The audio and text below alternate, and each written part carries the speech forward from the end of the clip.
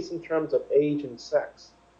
But I'm not going to know if they're represented with respect to other things, like the traditional cultural relation modes or in terms of diabetes.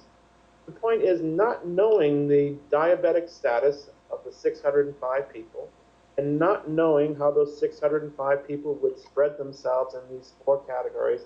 I'm at a disadvantage. There's a potential there for a selection bias. It's a large potential because I'm only getting data on roughly half the people I wanted in my study. If I had data on 90% of the people in my study, the potential for the bias would be far fewer. But when you have a survey like this, it's not atypical. In other words, it's very typical to have a response rate that's not as high as you want, and that at least brings up the potential for a selection bias. Now, in terms of the second question, the information bias, let's suppose that these prevalences, 15%, 27%, 12%, 10%, are accurate. They're valid prevalences for individuals who fall into those different four acculturation modes. But now, let's suppose I add more people to my study. And let's suppose I add more people to the acculturation category who really can't belong to the assimilated category or really belong to the integrated category. What I'm doing is I'm adding new people whose prevalence is not 27%, but whose true prevalence is around 15 or 13%. When I add those new people to this category called traditional, the prevalence is going to become smaller because I'm adding people who have a lower prevalence of diabetes.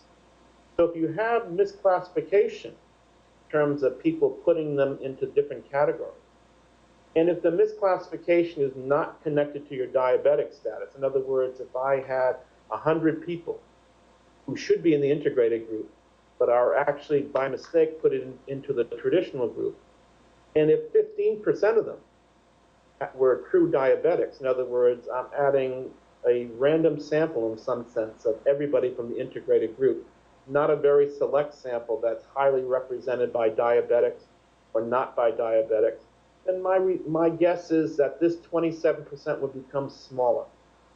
So what happens if you have information misclassification in a study like this?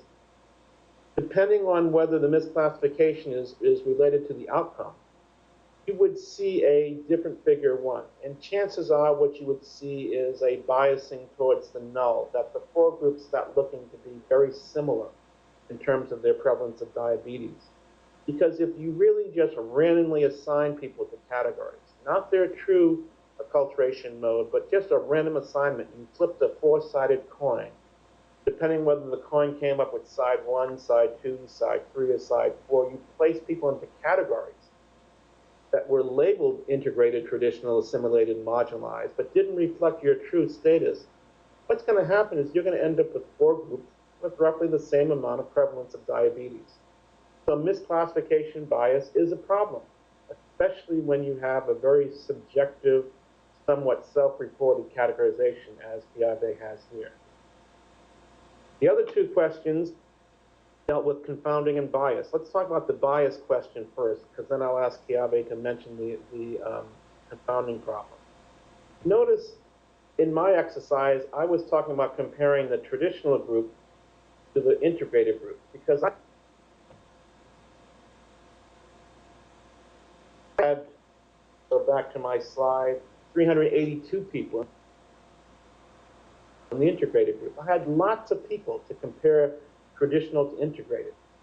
But if I compare the 27% prevalence among the traditional group to say the 12% prevalence among the assimilated group and say what looks like the assimilated, the traditional group's prevalence is almost 2.5 times as large as the assimilated group.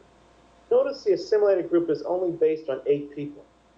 If you had one more person added to that group, and that one person had diabetes, the proportion of diabetes would change from 1 out of 8 to 2 out of 9. So it's increased in that situation from 12.5% to 22%. You had 2 people, and both of them had diabetes. The prevalence would change from 1 out of 8 to now 3 out of 10, and that's actually going to be higher than the 27%. So chance, statistical chance, and we'll talk about this in the middle of these classes when I talk about statistics, comes into play also when we interpret our results.